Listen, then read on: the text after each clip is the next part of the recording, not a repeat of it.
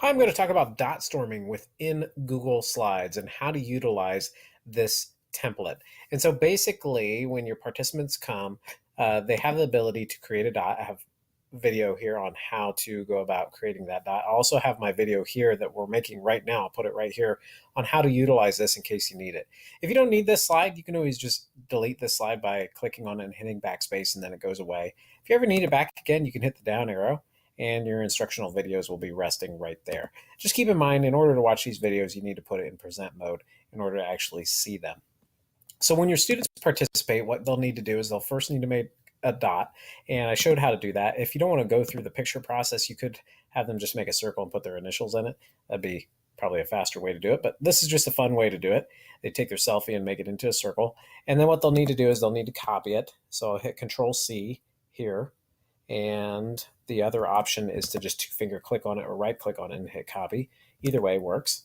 And then what you do is you use these slides right here, the one that says Dotstorming, and you get a blank one, and then you ask questions. So I have several different questions here that I've built myself. Here's a blank one. And when you get to a blank one, you can add in your own question.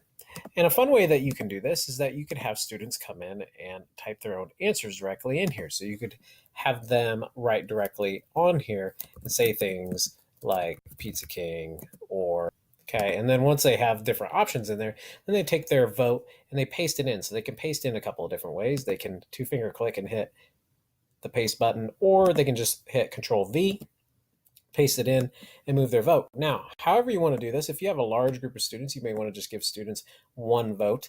If you have just a small group, you could say, hey, you get 2 votes or you get 3 votes, depending on however you want to organize it. Then it makes for interesting discussion.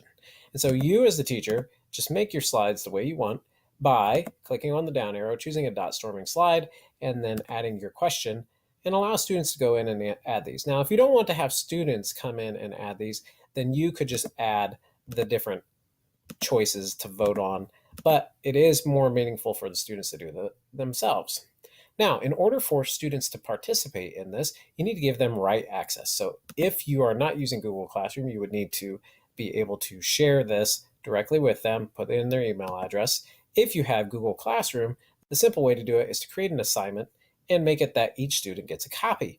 That's the easiest way to do it. So when I go into Google Classroom and I go to create an assignment, I would just attach the document like so, choose the Dotstorming slide presentation, hit add, and switch this to can edit. So that way all students can participate in the same one at the same time. Okay, and that's a little bit about how to use my Dotstorming Hyperslides.